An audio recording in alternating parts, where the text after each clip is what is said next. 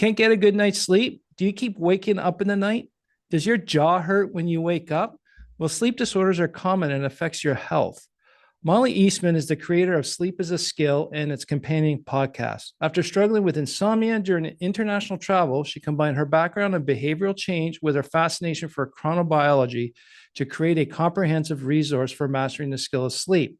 Mollie is back here on her third episode to talk about sleep in our mini series. And again, Mollie, thanks for being with us again. Oh, thank you so much for having me. Today, we want to talk about sleep disorders. So, the first time you're on, you mentioned sleep disorders a little bit. Last discussion we had is all about sleep preparedness, but these sleep disorders actually affect our actual sleep. And what I'd like to do is give it a little bit of a rundown of what are common sleep disorders that affect entrepreneurs and ADHD entrepreneurs. So, it gives us an Yeah. idea what to look for.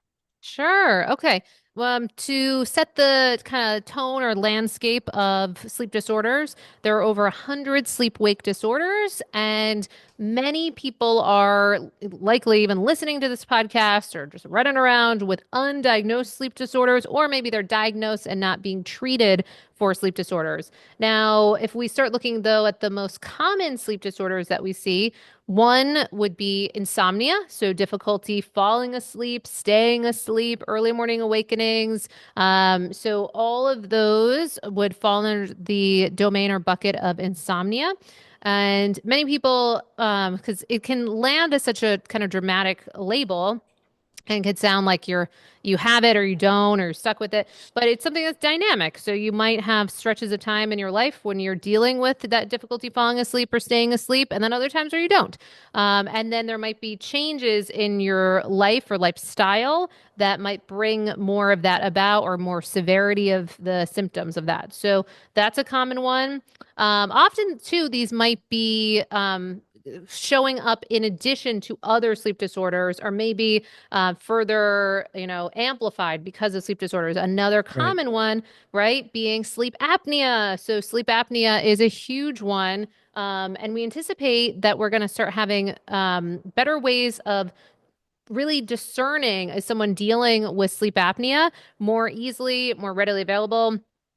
So first, sleep apnea is this difficulty breathing throughout the course of your night while you're sleeping, and apneas being times where there's sort of this cessation of breathing where you can't breathe properly, and so your body is struggling to get that oxygen it needs. And during that time, then you're kind of struggling to sleep, and that might take you out of some of those deeper sleep staging, pull you out, bring you up to an awake state, and now you got to go back down into those sleep staging again, over and over and over again. So you can imagine how disruptive that would be to the quality of your sleep, and just frustrating and annoying. And then during those times when you're awake, it might be harder for you to fall back asleep because understandably it's kind of the stress hormones that are surging when the body, anytime the body feels like it can't breathe, that's obviously going to I'm be. dying, breathe. So, I Yeah, guess I'd be stressed a little bit. exactly. Yeah. So now you're going to be dealing with that extra stress, and, good luck easily falling back asleep when that's happening. Now, what sometimes happens is people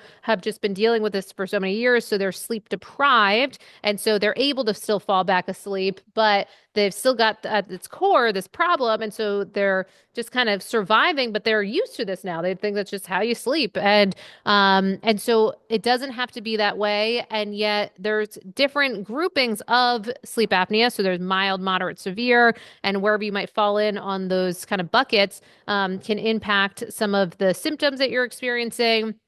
And also, if you're the type of treatment that you might be Hmm. able to engage in or not engage in. But a lot of people I'll hear will say, oh, why bother even getting tested? I'm not going to wear that Darth Vader mask, so not even going to go there. But thankfully, there are so many new treatments today that you can bring about that don't even necessarily involve the mask. Or if you use the mask, there's different ways of using it, of different models, Yeah, in a right? way, just get over your pride. No one sees you at night. Exactly, exactly. And like And anything, I'm it speaking can. from experiences. I got one too. I got a CPAP machine. You've got a CPAP Yeah. machine. And, I get it because sometimes where a lot of people fall off is they say, fine, okay, I'm going to try this machine. They give it a couple nights and they're frustrated, annoyed, and it's like a new thing to get used to.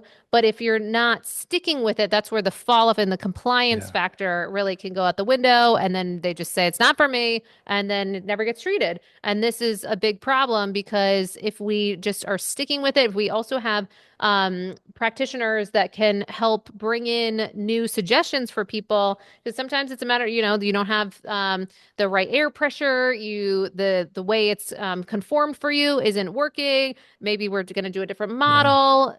There's lots of things we Air can do. leakage and whatnot.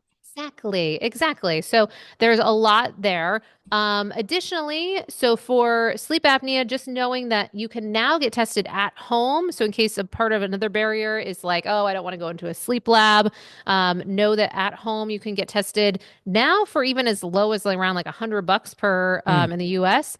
So there's different companies like Lofta or the Real Sleep or other ones that will just send you a very easy to use at home test. So one is a ring from a sleep image ring. Another one's called WatchPat.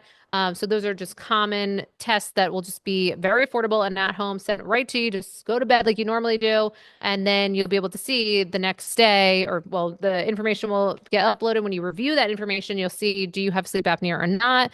Um, if there are any other signs that are out of the norm, then there could be a request for you to go in lab if there's something that they want to get more information of. But most of the time, I'll say we can usually get the information at least for respiratory-based sleep disorders at home. Now, if we do suspect things like periodic limb movement disorder, restless leg movement Right. disorder, The there restless leg is common to ADHD brains. yeah, right, exactly. And so that can be something that we do actually have new, more advanced tests that we can do at home, and that can also test for those, which is exciting. But then you can also go in lab to get more information around what's happening when you're seeing some of those symptoms. And so you can look into those. Then there is something kind of an in between of maybe snoring and sleep apnea, which is upper airway resistance syndrome. And that one can be a little bit harder to test for. That might require more of going in lab. And Okay. when you go in lab, and this is also common for women, but it can be just another instance where you're struggling to properly breathe. This is where I really am hopeful for more people getting airway-centric dentists that are trained in airway. So meaning like there's one group called the Breathe Institute, and that will train different airway professionals and dentists and doctors too, and ENTs and what have you, to be able to be more astute at noticing and seeing when people are dealing with airway issues or nasal issues, things that would be those all are under the umbrella of airway problems, right? So snoring is not only related to sleep apnea, it's to other things. Yes, So exactly. nasal, oh, I guess the opening of the throat is your Yep. different positions. Okay. Exactly. Yeah. So, you can see for certain people, they're when maybe they fall asleep sitting up in like a lazy boy or something, and they're not really snoring, but then they lean back and put the lazy boy all the way back, and now suddenly there's tons of snoring. That's an example of positional apneas and positional, well, I should say positional snoring. And if they're dealing with apneas, then the apneas often go up when you lay flat and particularly on your back, because just using gravity, and you can just picture it too, when we're standing up, our airway is able to be more opened, have better availability and access to oxygen. Whereas when you lay back, then your tongue can fall back, and Yeah. then that can block that airway. That's why some of the treatments for that are approved for things just like snoring only, but also things like mild sleep apnea our Excite OSA. I think maybe we talked about this. It's like a TENS unit for your tongue where it strengthens the muscles in your tongue. Mm. And then as a result, then your tongue is able to kind of stay in its proper tongue position at the right time. So it's not falling back. So that's an important one. You can also do exercises for your tongue and myofunctional therapies, and that can help with the placement there. So positional is important too. And that's why some of the beds are adjusting the actual shape of the bed while you're sleeping if it detects any snoring. So 8 Sleep does this with its base. We're seeing this in other kind of smart beds, if you will, where it's going to adjust so that it kind of props you Yeah. up at the right times. Yeah. So those are some, that's kind of the landscape of some of those. Now there are other sleep disorders too, narcolepsy, there's parasomnias, night terrors, other things as well. But I would say one of the places that we want to just make sure that we're not stepping over for the most part is just even beginning with a sleep test to ensure that there's not some of these that are going untreated or undiagnosed.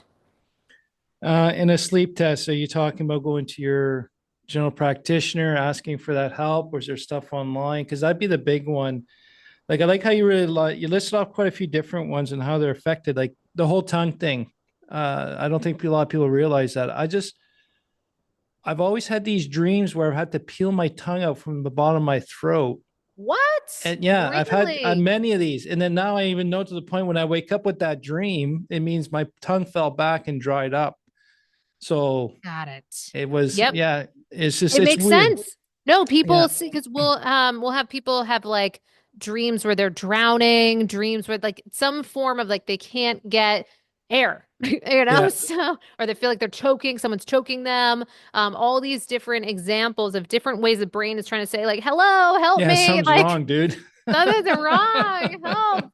Exactly. But what is so good is that now, as more education is getting out there, more practitioners are getting trained in this. Just in the past, the average doctor had about 2 hours of training in sleep, and that was even on a Harvard med. So our top trained Oh, doctors, right, so it's were not relatively new science and medical attention. totally Okay. a I didn't hundred realize percent. that. Not only that, but even to get to the trained specialists in sleep, at last count, this was a few years back, but it was only around 7,000 sleep professionals in the United States for, millions and millions of people. So that's a big problem because if everyone Yeah. sleeps and now there's only a handful of people that you can even get in contact that have any real training or knowledge in sleep, this is an issue because many red flags are being missed. That's why dentists are becoming a new sort of front lines ally for sleep practitioners. Same with ENTs, because these are two groups that are intimately connected and able to see signs that something might be up for you with your sleep. What are ENTs? Oh, ear, nose, and throat doctors. Oh, yeah. Okay. Now, right? So if It's all you like you connected. it's all connected. And you mentioned the snoring piece. Now, Yeah. if someone has a deviated septum, for example, and they're not able to, get that proper airway through their nose, great book for this that a lot of people that helped popularize some of this was Hmm. Breathe by James Nestor. And one of the things that he did was, for the sake of science, basically plugged up his nose for a stretch of time to then document what happens to sleep when you can't breathe through your nose and only mouth breathe, and all signs of sleep just went totally plummeted. If anyone Hmm. wants to, be masochistic, you could do this for yourself with even at home trackers, but I don't suggest it because we pretty much know the answer. It's just that it's gonna really obliterate your sleep quality. Yeah, go ahead. Yeah. Well, just you mentioned about red flags, and I wouldn't Yeah. mind talking about red flags of a possible sleep disorder because I think a lot of us dismiss it. Oh, I just had a bad week. I just had a bad month.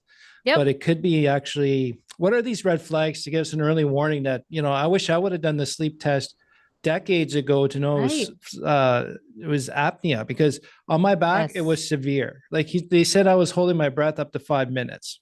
Oh my Right. God. And then on my Yes. side, I was mild. So even just how I Right. was sleeping affected it. So after I wore it for about a month, I start to Hmm. notice a difference. So what are these red flags that I should go to my general practitioner and say, hey, let's start looking at sleep problems? Yeah. And real quick, just because you mentioned that, that was beautifully articulated, just how dramatic that difference can be just with sleep position. So positional sleep therapies, while it's not a like entire treatment, it can really help mitigate, as you demonstrated, some of the severity. So if anyone is noticing, for themselves or their partner, maybe their partner is like super crazy snorer when they're on their back, but they're on their side, not so bad. So what we can do for them or yourself, or anyone listening, meaning there's something that is basically like a backpack. Now you can make your own, you can buy them online, but basically it's like a backpack that you could fill with, say, like tennis balls or just something annoying so that you can't easily fall on your back. Oh, right? Gotcha. And it's wild, but this is something you can actually buy like on Amazon or make it yourself. And it sounds ridiculous, but it takes, It usually works. within a few weeks, yeah, your body gets the message. All right, I guess we don't go on our back anymore. Uh, Oh, you're training. right? You're Gotcha. training. Exactly. So it's like you're not, the idea is that this is not like forever your Dora the Explorer and going to bed every night with this thing on. Instead, it's just a short period of time to train the body that this is what we now do. We sleep on our side. And so even that alone can get some of that severity markedly down. So just quick heads up Hmm. there. But as far as some of these other signs, it's such a good point. Like I actually just had, Emma Cooksey, who started something called the Sleep Apnea Stories podcast. So it's an entire podcast around sleep apnea stories.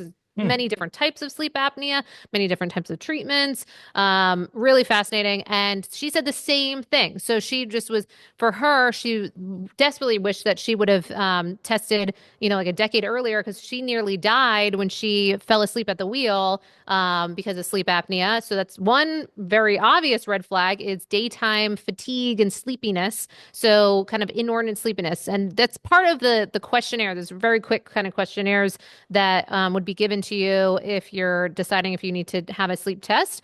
And one is like, are you someone that can fall asleep in a movie theater? Are you someone that can fall asleep on the couch while watching TV? Like all of these things where we might laugh, like, oh, dad always falls asleep at the TV. Well, that's usually a sign that something's going on with your levels of sleep that you're getting at night, because we shouldn't really need to be falling asleep that easily, Right. routinely. So that's one. Morning headaches is another one because it's an example or a sign that the body and brain isn't getting enough oxygen throughout the course of the night. So that morning headaches, dry mouth. So maybe you're like breathing Hmm. through your mouth all throughout the course of the night. And your dream seems to speak to some of that, right?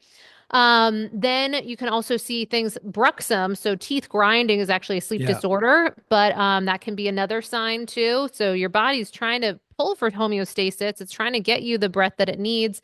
But unfortunately, that might be some of the ways that it's trying to compensate and trying to pull, your jaw forward, get that airway opening. Because that's partly how you Oh. treat sleep apnea is to use an oral appliance for some people. And the oral appliance is pushing the jaw forward. So the body might be kind of trying to reorient the clench that you're having. So teeth grinding. Um, then you might have some of those wake ups throughout the course of the night. So if you have a wearable and you're seeing a lot of sleep fragmentation and that you're having lots of these little ticks, because it often will show the sleep architecture, and you see Hmm. lots of times where you're awake throughout the course of the night, that's always a sign for me. If I see people with tons of those little ticks, then I just want to make sure we're not stepping over sleep apnea. So we test for that. If you get hit, if you use something like Oura Ring and it says that you have a high restlessness score. So and it's often showing up like in the red. I don't know if you're Yep. seeing any of that, right? I'm Like you're seeing that. moving. Yeah. Yeah. So that can be a sign too that there's still things that we can do for, even if we're treating with CPAP, maybe it's more with the positional treatments, maybe it's more with the temperature of the room. So we know that cooler environments can help lower sleep apnea severity, which is really interesting. And Humidity for me, levels. weight, dropping a Weight. lot of weight made a big Totally. difference in that as well. Yeah, now peptides, like the weight loss peptides, are now actually listed as a sleep apnea, treatment plan. Not that that's more Hmm. layered and kind of controversial, but it speaks to the fact that weight can often help support. Now, there are types of apneas, and there are plenty of people. I don't want it to get it twisted or anything, because there's certainly slender people that have apnea, because sometimes it will get like a misnomer that, well, just lose weight Right. and That's a good point. so and there's tons of people dealing with that. But yes, you are right that there's commonly a correlation for sure. And if you're someone that usually was like kind of, normal weight and now you started to gain weight, then that's can be another sign for you to maybe test, because that can be one of the fallouts of that weight gain. Um, Also, neck circumference. So we do see for like our bodybuilders and what have you that if they're starting to change the anatomy that they're dealing with, we might see a more flare up of Hmm. sleep disorders. Also, as you age, changes in hormones. So I mentioned for women, as we go through things like perimenopause, menopause, postmenopause, your instance of things like sleep apnea and upper air resistance syndrome go way up. And unfortunately, many women then, what's one of the other faults of sleep apnea can be changes in cardiovascular health. So your Yeah. heart rate can go up, but also anxiety levels can go up. Glucose management can fall off because you're just not getting proper sleep throughout the course of the night.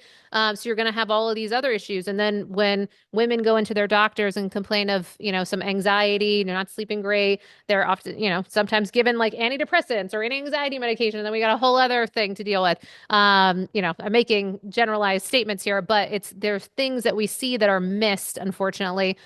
So what's the takeaway? You can just even test yourself. You can go on to some of those, different companies or just search at-home sleep test, or under your insurance, your doctor can even often get you an at-home sleep test today. So either for free under your insurance or very affordably. So you can start there. If you need more in depth, then you could go in lab. If you want to see kind of brain-based readouts, so EEG Mhm. readouts, they'll hook you up all throughout your body. But many of them we can get a lot of information in the at-home test too. And is there a difference between, I guess, for a while there, I remember my dad, he thought he was narcoleptic, but I think it's more about sleep apnea, not being able to sleep Mm, properly with his shift work. Because you're saying sleeping whenever when he did nothing, he slept or fell asleep on behind the wheel a lot. But yes, back then, you had to have it severe before they did anything. Do you think I that's know. starting to trend now, not as severe? Because, I waited till it really was severe, but if, you know, is the system changing? Just because it's slight doesn't mean it's not having a long lasting effect. I guess is my point. And what I want people to understand, because I think for me it got worse with time. Yeah, of If I would have course. caught it at the slight, it could have been some lifestyle changes and decisions, or being Yes. on the CPAP sooner, which would probably Yes. mean better sleep. Now, I'm not taking away, it's only sleep apnea is causing my problem, is eating too much before bed, improper sleep preparation, stress, being an entrepreneur, worried about the Yeah. next day. Yeah.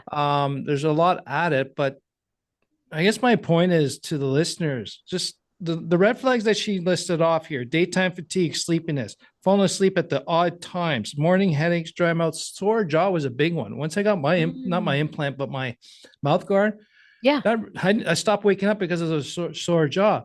So that Yeah. affected my sleep.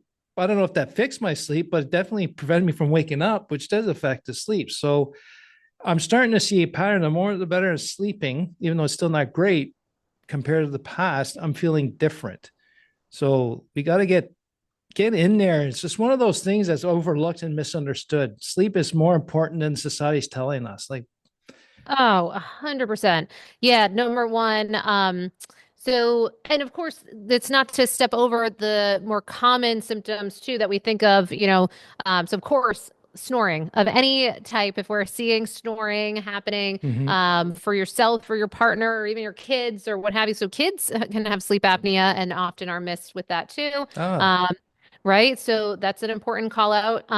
If you are having that gasping or choking that we mentioned, so those frequent awakenings, a sore throat, if you're irritable or ADHD, as we've talked about too, and I think maybe our part one or certainly has links to sleep apnea, difficulty concentrating.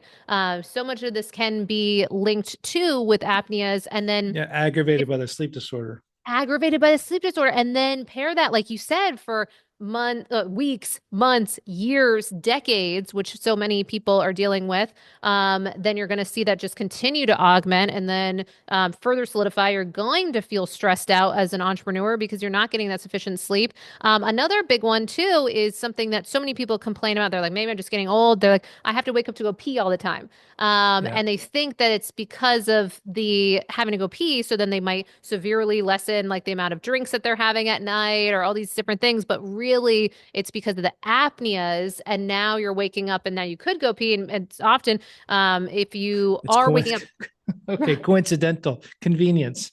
Yeah, convenience. Now you haven't gone pee for hours because Yeah. you were just, asleep, so you could. But also, when you have that sleep apnea over like unchecked, untreated, then all those other symptoms too, like hormonal shifts, so that stress and anxiety can go up, and anxiety and urination frequency can be Hmm. correlated. So if you're someone that's really stressed, you might have to go to the bathroom all the time. So those are linked. Now, what you said is so perfect because we do know when these things are untreated, not only can that cause kind of like brain fog, can that cause cardiovascular health issues, can that cause concentration, mood changes, but also can just affect things for men, testosterone levels, for women, some of these important hormones for fertility, for well-being, for sleep in general. I mean, there's just such a fallout. So what I would like to see is a future where every single one of us are tested, not just once, but multiple times, so that